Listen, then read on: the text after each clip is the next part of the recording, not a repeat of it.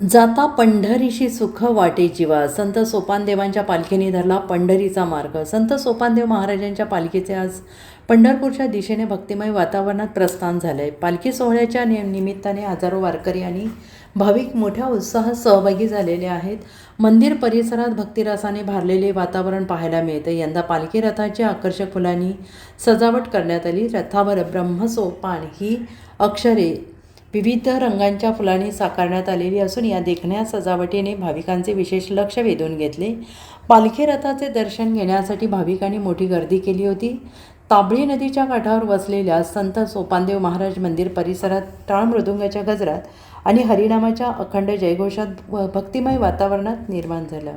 जातं पंढरीशी सुख वाटे जीवा ही भावना प्रत्येक वारकऱ्याच्या चेहऱ्यावर स्पष्टपणे दिसून येत होती. दरम्यान विठुरायाच्या भेटीची आस मनात ठेवून वारकरी पंढरपूरच्या दिशेने मार्गस्थ झाले असून संत सोपानदेव महाराजांच्या पालखी सोहळ्याला भक्ती, श्रद्धा आणि उत्साहाची अनोखी किनार लाभली आहे. Bureau report, SBN Marathi.